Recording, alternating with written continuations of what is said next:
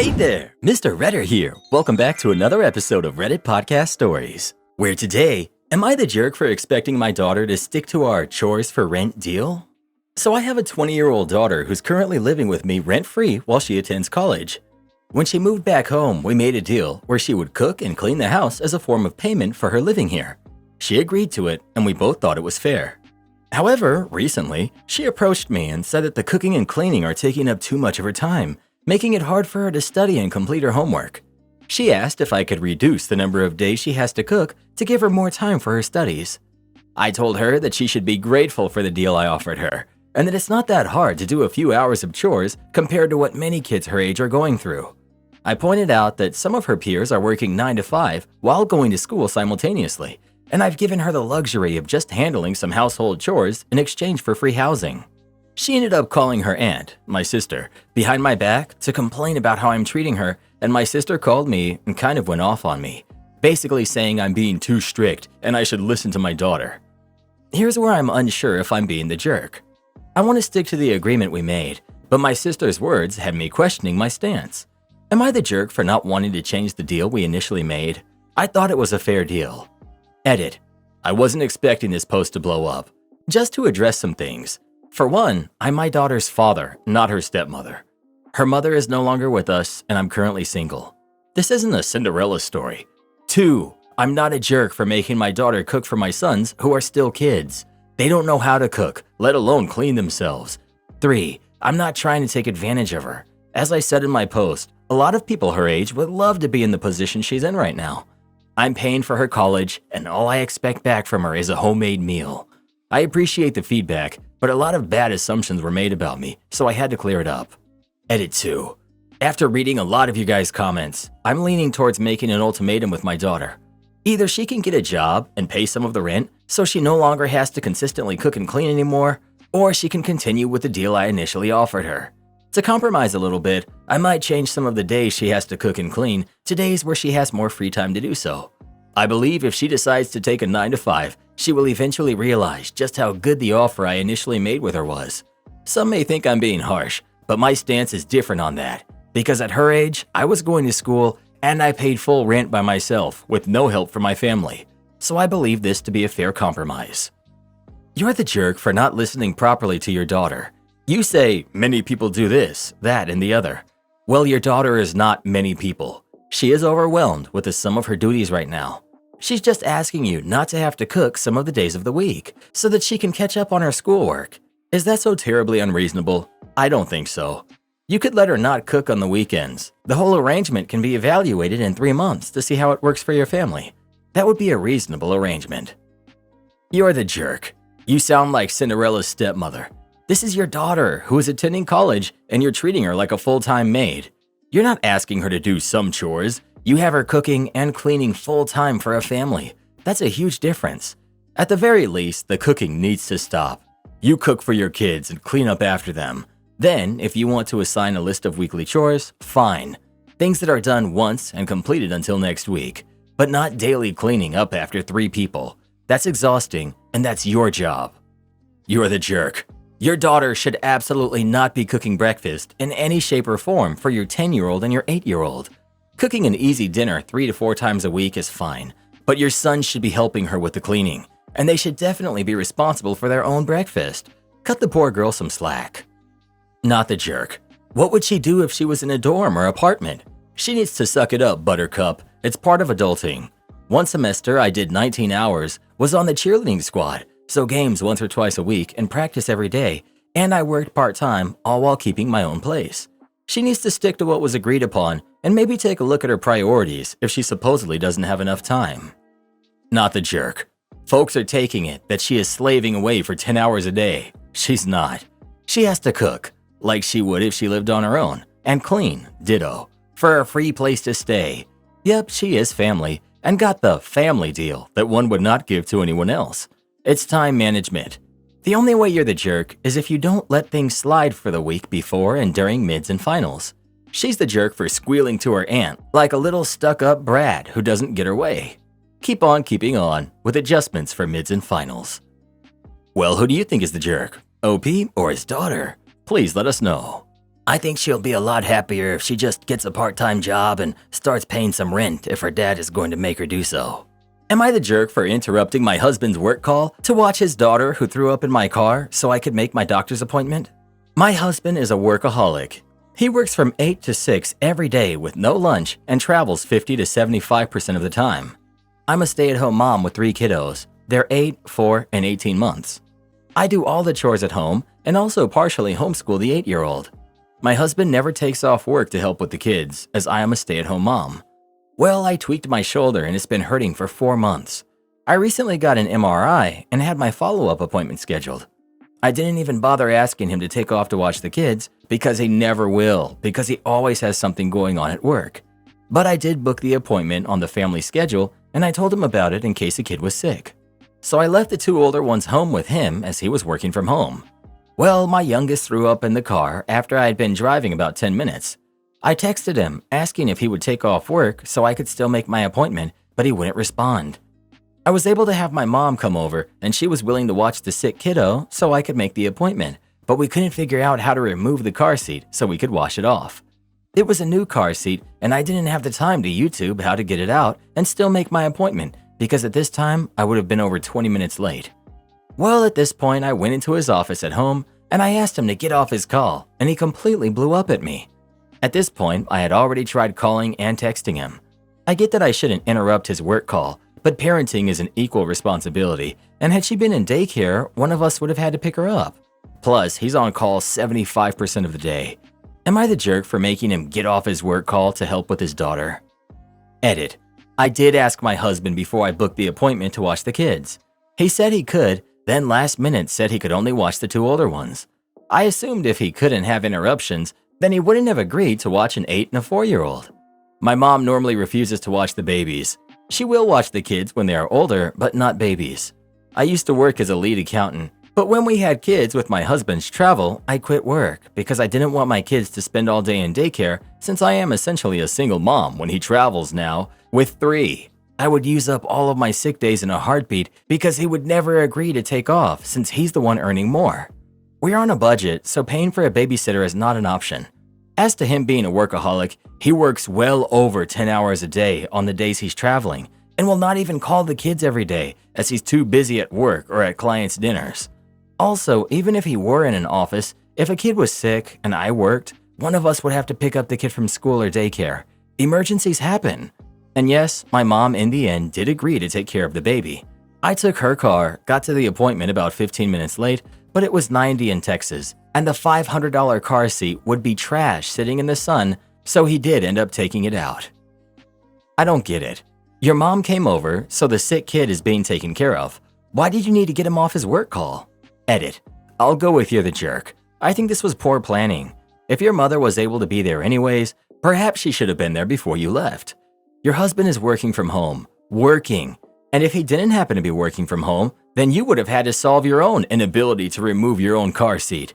And then he's working from home, so he shouldn't have the responsibility of watching kids while trying to financially support a family of 5. I bet he's stressed about trying to ensure he's able to maintain financial stability on a single income. I recognize you had to attend your appointment, but it's absurd you wanted to bring a baby there. You should have made alternative arrangements, and none of this would have happened. Maybe it's everyone sucks, maybe it's you're the jerk. Either way, you're not an innocent victim in this story.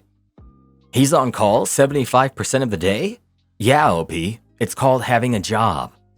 OP is fine with the money coming in from this cadence of work, but gets passive-aggressive when the time allocated to earn for the family is not to her liking.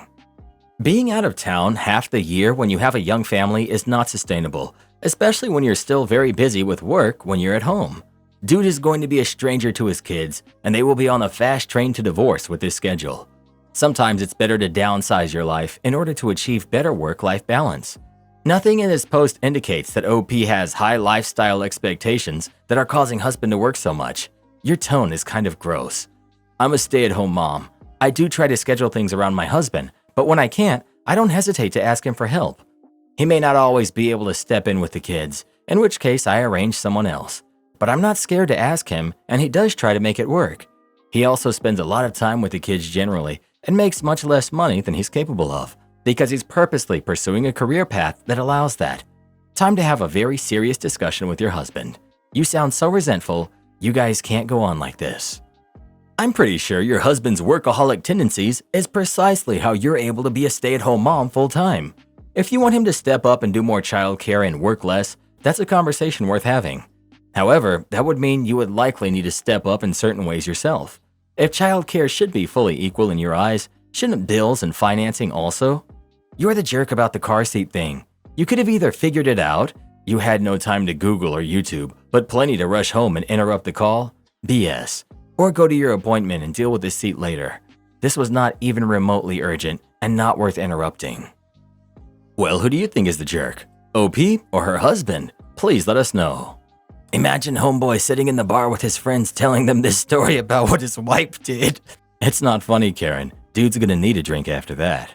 Am I the jerk for asking someone why they used the treadmill right next to mine when all of the other ones were open? I was at the gym yesterday at around midnight, so naturally it was almost empty. There were a few other people doing other machines, but none were on the treadmill. I hopped on one near the middle and was on it for about 20 minutes before somebody came in and literally got on the one right next to me and started running. There are TVs overhead, but they're all on the same channel, so wanting a view of a particular show was off the table. I stopped running and politely asked them, if literally all the treadmills are open, why would you pick the one next to me? I'm not asking you to move, I'm just curious why some people do stuff like this. Instead of answering, they just looked at me dumbfounded, so I moved to a different treadmill. When I got home, I told my roommates what happened. One of them said I should have just said nothing and picked a different treadmill, and the other one agreed with me that it is super weird. Was I wrong here? I just feel like it's certain social rules to not be broken. Not the jerk. In my opinion, it is absolutely unspoken etiquette that you give people space at the gym, and that you only choose a machine directly next to someone if there are no other options, especially at midnight. This does seem rude and borderline creepy to me. I debated everyone sucks here because I don't think you really needed to confront them, but they absolutely started it, and asking if there was a particular reason or explanation seems fair. Has OP said anywhere what the genders were? When I'm on a commuter bus, it isn't uncommon at all for other, usually younger women to sit next to me, although there are open seats around the bus. They do it to feel safer and avoid guys hitting on them. It was late at the gym with few people. That can make women feel unsafe. Edit. I have a favorite treadmill at the gym. The resistance is just right. If it's open, I grab it, and I don't care who else is on what piece of equipment. Once in a while, some guy might say something, thinking I'm interested, but I've learned polite ways to shoot it down quickly. Not the jerk. This always happens to me. And then they don't use an incline, so they're really loud right next to me when there are like 20 other treadmills open. And I'm a woman, and 100% of the time, it's a guy that does this. I also want to know why they do that. Possibly wants to start a conversation with you, but has zero idea how, so he thinks maybe if I'm close to her, I'll think of something in the moment. That would be my assumption. Info. What are the respective genders here? Because sometimes it wouldn't bother me, but I've definitely seen men who ignore the every other machine custom and jump on the treadmill next to a woman as a prelude to hitting on her. I noticed you left out the genders. That was really stupid of you because it makes a huge difference. If you're a woman and this was a man, I hope you reported him to the gym for harassing you. But if you're a man and this was a woman, you're a jerk. And before anyone cries about double standards, just stop. It's totally different for us, and you know it is. Anyone who supports creepy guys doing this kind of stuff is just as bad as they are. You're the jerk. I'll explain this for all of you since none of you are familiar with this concept. This is called being sociable. See, back in the 80s and 90s, before everyone spent every waking moment on their phones, we used to do something called talking to people. We said ancient phrases to each other like, "Hi, how are you? My name is blank, what's your name?" These days, you youngsters seem to be allergic to talking to each other or even being on a treadmill next to a stranger. Then when people like myself or the guy in this story try to strike up friendly conversation, you act like there's something wrong with us. Happens to me anytime I'm in a waiting room and try to make conversation with just about anyone. They give me a one-word answer and go right back to their phones. I feel sorry for the younger generation who hates talking to people and making friends. When I started going to the gym back in '84, it was a party every day and we were all friends. You could sit next to anybody you wanted to on a bus back then and they'd talk to you the whole time. These days, nobody wants to talk anymore and it's so sad to me. And ladies, I know you all think you are God's gift to the world, But just because a man tries to strike up conversation with you doesn't mean you're in danger. Crazy concept here, but what if he's just, wait for it, friendly? Ever heard of that concept before? Maybe not, since none of you seem to be capable of being friendly yourselves. My parents ruined my wedding, and I don't think I can get over it. My now husband and I got married on Halloween, and I'm not okay with how our day went. We didn't want anything big, just close friends and family at the courthouse dressed in costumes. There were supposed to be 12 adults and 1 kid that was on our guest list. Let's start off with the night before. My husband got sick, and he took the whole day to recover to be well.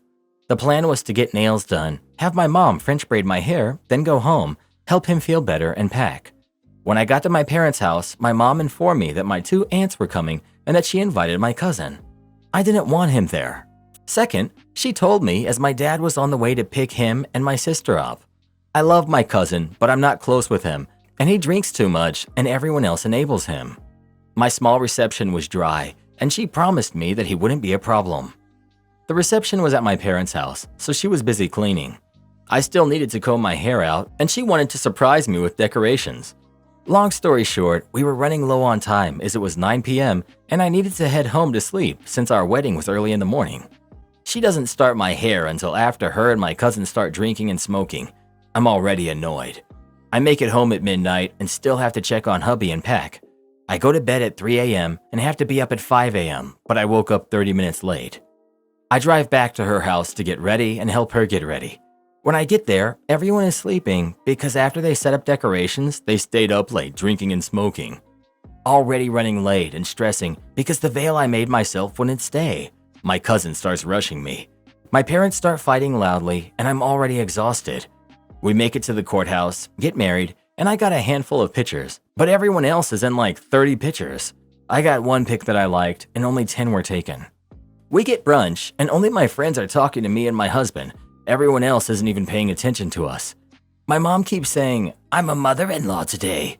My friends had to leave. They let us know in advance, so now it's just my family. My cousin is super drunk, won't stop talking, no one is listening to me, and the only person that keeps checking on me is my husband. Eventually I get overwhelmed and we check into our hotel and take a nap. 2 to 3 hours later, we head back to the house and give everyone a second chance, but they are clearly more intoxicated and loud. Cuss words are flying. My husband's trying to calm me down by telling me to start playing our wedding playlist that we made ourselves. The entire time my cousin is complaining about the music. He wanted us to play more rap.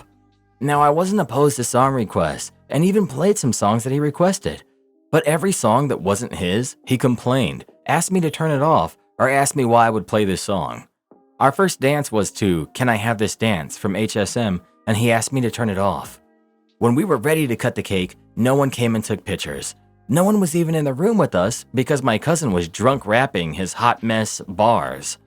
My wedding day didn't feel like my day. I had no say in anything, no one paid attention to us, and I have 1 picture. This was supposed to be the happiest day of my life, but here I am. I'm crying at 4:32 a.m. on Reddit. No sleep, while my husband sleeps peacefully. I couldn't tell him earlier because we had to get intoxicated just to deal with them, and he already doesn't like my dad, so I didn't want him to say anything in that situation. Update. After posting here, I tried to get some sleep, but couldn't, and I ended up waking up my husband. He and I talked, and he told me he felt the same way. I cried all morning until he made me lay down to finally sleep. I got maybe 3 hours of sleep before waking up in incredible pain and feeling nauseous. We checked out of our hotel early and went to the hospital. I had the same sickness he had the day before our wedding.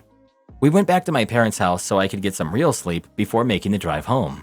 We did not talk to my parents about it. After talking to our friends, we decided that we would redo the pictures next Wednesday and have a mini party to celebrate. My husband told me to feel my feelings, but not to worry about it because he would fix it. I trust that he will. What I hadn't mentioned in my previous post was that this was my first wedding and we were having another one next year for everyone to come to, which is why it hurt me so much to have my mom do that to me. Neither one of us are particularly close with our families, but so as to not have drama, we decided to have a smaller one this year and the bigger, more extravagant one next year. After what happened with this wedding, we both made the decision that my mom would never have the opportunity to do this to me again, and she will have no say-so in the next one. We did eventually talk to my mom about her actions, and it went about as expected. She made herself to be the victim and made me out to be the bad guy. She used my aunt's passing as an excuse to invite my cousin. She also told me she had asked if he could come, but doesn't see that she gave me no way to say no. She doesn't understand how she ruined our day. "I'm sorry you feel like I ruined your day," was the apology I received. Eventually, I gave up trying to get her to understand how she ruined it, and the fact that we weren't mad at her just extremely hurt. I did tell her that there was no way for her to make this up to me, and apparently that was the wrong thing to say.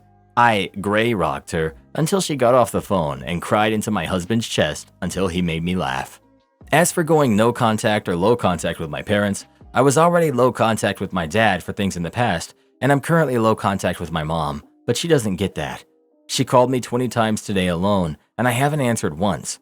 I'm working on processing things that happened in childhood, but I can't get over the fact that they're my parents. I know with everything that has happened, not even just my wedding, that I should be no contact with them. For some reason, my heart won't let me. Low contact for now. After almost a year of being gaslit, I won. I was fired in late January for misconduct. This was absolutely untrue. I was a fantastic employee. However, I found out the woman we had hired, and who was still in training to take my place, was earning more than me. After I'd asked for a raise several times over 4 years and been told there wasn't money in the budget. I asked to speak with my employer about it, and he fired me on the spot over the phone. His words were, "Get out of my office. I never want to look at you again." I don't believe I'll ever forget how cold my blood ran in that moment. The panic, confusion, and heartbreak. He always exposed Christian values. Not my cup of tea, but I thought he meant well, and I considered him a second dad. So to say this stung was a massive understatement. Since I was fired, my mental health issues multiplied. I derived a lot of my self-worth from what an amazing and dependable employee I was. So when I was fired so suddenly, nothing made sense. I went through a complete crisis of self. I maxed out several credit cards just trying to keep up with rent, bills, and food. I spent an embarrassing amount of time this year just fully disassociating and crying because I was fired, and I was not entitled to any unemployment or benefits. I was on my own. I filed an appeal with the labor board in February and finally had my hearing about a month ago. Today, they ruled in my favor. The judge saw right through my employer and his tricks, the way he was trying to throw me under the bus and disparage my character. The written decision was page after page of, "He was wrong, you were right. We have reversed your decision." I'm really hopeful for some back pay. I don't know how that works, but honestly, it's so much more important to me that I feel like I got my character back. I got me back. I'm not a terrible employee. I'm not a waste of space. I'm not unemployable. I'm not a mean person. I'm a good person who got taken advantage of. This is my first major step towards healing in almost 11 months. I'm still shaking and rereading the letter. I just can't believe it's over. And because so many people are asking why I couldn't collect unemployment, I was fired in January and almost immediately filed for unemployment. It came back denied, saying I was not eligible because I wasn't just let go, I was fired specifically for misconduct. Therefore, they said my employer was under no obligation to pay me unemployment. I appealed that decision in February. I finally got a hearing with a judge in September. I just got the notice of the decision last night. I'm not really sure what my next steps are. There's a big hurdle there. For now, I'm off to take a nap. Hopefully from now on, you don't build any faith, hope, and your self-esteem on your employers or boss. Those have to come from within, not from others. Everyone is replaceable in the workforce. Tell me to go home and shave? No problem. Back in 2010, I moved out of my folks' place to a neighboring town and got my first real job, working for the Hamburger Emperor. About halfway through my 11-month stay, working in only the kitchen, we had a semi-surprise manager, aka Big Boss, come to visit. It was about an hour drive, so we were informed they were on the way. This was a very small town, and on most days I would ask my roommate to drop me off, or I would simply walk the 30 minutes it took to get from one end of the town to the other. Little foreshadowing happening. On the day of note, I had been dropped off for my shift around noon, as I was usually scheduled for lunch rushes. After working for about 2 hours, the news came in, and suddenly nothing is clean or good enough.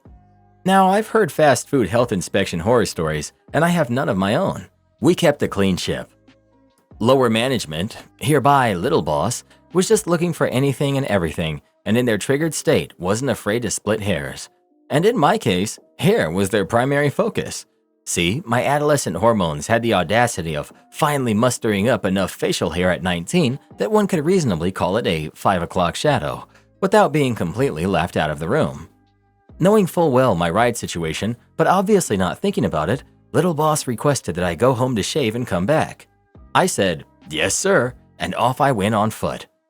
After walking home for about 15 minutes, I texted my roommate, who promptly picked me up. I shaved, we got lunch, and then we drove around another 40 minutes of me on the clock while we did dumb college kid stuff. After about 90 minutes to 2 hours, my roommate dropped me a block away and I walked back in. Little boss was upset, flying around trying to make everything look seamless while being scrutinized by Big Boss. None of my peers noticed much. They're all keeping their nose down as to not be singled out and get made an example out of by Little Boss to save face and look good. You know how these things go. With all eyes on us, Little Boss just started laying into me. I wasn't 100% confident here or even remotely cocky. I just calmly stated, it's a 30-minute walk both ways, and I was prioritizing having to shave. Big Boss asked Little Boss what's up, inquiring about the situation at hand. Before turning away, Little Boss mumbled something to me about how I need to be more upfront about things and can't just take off for 2 hours without telling anyone. They both went into the tiny office and I never heard about it again. With the high turnover rate these places have a reputation for, there were only a couple of people left who even remembered. Big Boss is the one who got me the job. Karen stole my Walmart order today. So since we don't like shopping, we've been enjoying the online ordering option at Walmart. What's not to like? You pick what you want, pay for it, they pick it and bag it, and you just roll in and pick it up. Today, however, this didn't go as smoothly as it has in the previous few years of using the service. As I said, I put in the order and selected a pickup time. Wife and I roll in and park in space number 4, then I inform them that I'm in a blue vehicle in space number 4 with the app. Other cars were already there. Other cars roll in after we get there, and the wife and I are just chatting along with the news of the day and what the grandkids have gotten up to lately. Finally, someone knocks on our window and asks what the name is on the order. I say it's our last name. The associate frowns and says, "I'll be right back." Thinking that this wasn't all that unusual, wife and I go back to chatting.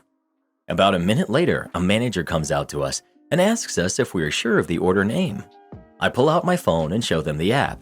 However, the app is showing us that the order was already picked up. Turns out that the silver SUV in space number 3 was approached by the Walmart staff, asked if they were my last name, picking up their order, and the woman just waved towards the back and said, "Load it up, please." Walmart staff apologized and said they're going to repick the order as a priority and they'd be out as soon as possible. 30 minutes later, a certain silver SUV pulls back into the spot and the woman slips into Karen mode and starts demanding a manager. Manager comes out and they chat for a bit. Being the nosy people we are, we listened in. She's upset that they totally messed up her order. Manager says that she was asked if her name was my last name, and she just waved for them to load the stuff. They assumed that they were us, an honest mistake on the part of the Walmart staff given the information they were given. Karen is now demanding that they give her her correct order. There are, however, 2 problems with this. First of all, since they didn't pick up as themselves, the order was returned to stock. And 2, Karen didn't bring the incorrect stuff back. Arguments go back and forth for a bit, and while this is going on, they bring out our hastily repicked groceries and a $50 gift card by way of apology. Thus restocked, we decided to drive away, and we never found out what the final Karen versus management outcome was. Plot twist, what if they had the same last name? I've always said that your order number should have a license plate too. That way they can verify it's the right car they're putting the stuff into.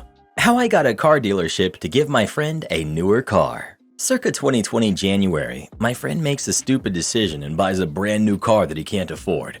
His insurance is like $400 a month. He makes like $10.25 an hour working as a shift supervisor at McDonald's. His car payment is like $795 a month. Now at $10.25 an hour, 30 hours a week, that's a weekly income of about $300 a week, or about $1,230 a month. So yeah. So my friend came to me for help because I used to sell cars and I know the industry pretty well. I go over his paperwork. The dealer did rip him off, but my friend is trying to find a way to get out of this mess. And ripping someone off isn't illegal. They did of course overcharge him for warranty. They gave him a higher APR, They had add-ons, etc. But none of that is illegal, and I know the only way I can get my friend out of this deal is if they did something illegal. So I look at his finance application that my friend signed. It correctly listed his income, which turned on a light bulb in my head. No bank is going to approve someone for a $795 car payment if they're only making $1,200 a month.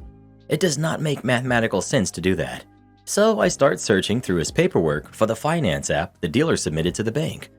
Oftentimes, when you submit a finance application at a dealership, the dealership will take the hand-filled out application and reproduce it electronically. This is pretty normal. However, on the application the dealer submitted to the bank, the dealer said my friend was a GM of the McDonald's and made $70,000 a year. My friend had good credit, so it doesn't appear like the bank asked for proof of income. So I go to the dealership with my friend and tell the sales manager he's going to want to put me in touch with the GM because we're going to be unwinding my friend's deal and giving his trade-in back. The sales manager thought I was joking. The GM also thought I was joking. Then I demonstrated how his dealership finance department committed bank fraud. I showed the GM the finance app my friend filled out. I then showed the GM the finance app his dealership submitted to the bank and pointed at the income difference. My friend really made $14,000 a year. The dealership claimed my friend made $70,000 a year. That's bank fraud. That's a felony. Let's keep this simple, shall we? The GM sees his dealership is in a load of crap. The proof I'm presenting to him is rock solid. He knows it, I know it. We're all on the same page. He goes, "Okay, so what can I do to make this right?" I go, "Unwind the deal and give my friend his trade-in back." Unwinding the deal is basically the GM agreeing to cancel the deal and basically erasing the deal and pretending it never happened. GM tries to avoid that, but I remain firm and remind him we can easily take this documentation and cause some serious issues for him. He knows I'm right. My friend also needs a car to get to work the next day. The GM says he'll check into it when he comes back and tells me unfortunately they sold his trade-in already. I said, "That's fine. Unwind the deal and let's put my friend into something as good or slightly better than what he traded in for." So the GM goes, "So he'll buy a car similar to his trade-in?" I said, "No, you'll give him a car similar to his trade-in." The GM goes, "It doesn't work that way." I go, "It does when you commit bank fraud." GM is upset with me and I remind him, I'm being really nice and the situation can totally get really ugly. Like felony level charges ugly. Like losing your franchise ugly. So yeah, this is going to hurt, but it's going to hurt less my way. So the GM says all right, and he looks in his inventory and he tells me they have a 2007 Focus with 10,000 more miles. I tell him, no, the car you give my friend needs to be the same or better than what he traded in. The GM counters, "I'm giving him a free car."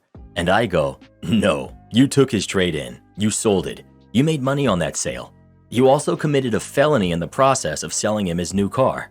You are now correcting that mistake. This isn't a free car for my friend. This is you are correcting your mistake." GM insists that's what he's willing to do. I tell him if he can't do better, then we will go to a consumer protection attorney and have a conversation with them. My friend didn't want to go this route, but it was our plan B. We go to get up and the GM says, "Wait, give me a second." The GM goes, "I have an '08 Civic. It has 5,000 more miles, but it's a Civic and not a Focus. I unwind the deal on the new car and put your friend in the Civic at no extra cost." We agree. GM has the paper drawn up. The old loan on the new car is canceled. They take in the new car again. But because it's already titled, they'll have to sell it as used. That sucks for them.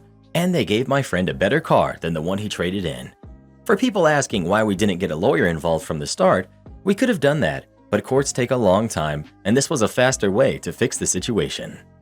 Never buy a new car. If you really want something newish, get something that's a few years old with low mileage that you'll pay half the cost for. Am I the jerk for going to my best friend's wedding instead of my wife's birthday party? My wife is turning 30 and has planned a big birthday party with her friends and family. Unfortunately, my best friend has also got his wedding on the same day. I've picked my best friend's wedding as we're really close and I don't get along well with my wife's family. My wife is now furious with me and demanding that I do not go to the wedding, but I can't go back on the commitment I made to my best friend. So, am I the jerk for going to the wedding anyway? Extra info. The birthday has been planned for a few months now. Invites have been sent and the venue has been booked. I got the wedding invite this week. I guess if you want to be divorced, it's fine to go to the wedding. Especially when wife's birthday party was fixed weeks ago. OP got the invite to the friend's wedding only this week. You're the jerk. You're the jerk, simply because you accepted an invite that you received a week ago while she's been planning this for months. Usually I'd say the wedding is more important, but you already have a commitment for that day and decided it wouldn't be as fun for you, and that's messed up. The only compromise I can think of is attend the wedding and skip the reception for the party. How important of a friend can you be if you get the invitation only a few days in advance? And if that guy really would be your best friend, he'd know your wife's birthday is that same time, so you might have other plans, especially as it's a zeroing birthday. You're the jerk. You're the jerk. I can't go back on the commitment I made to my best friend. You've known about your wife's party for months. You were going. Why is it okay to renege on that commitment?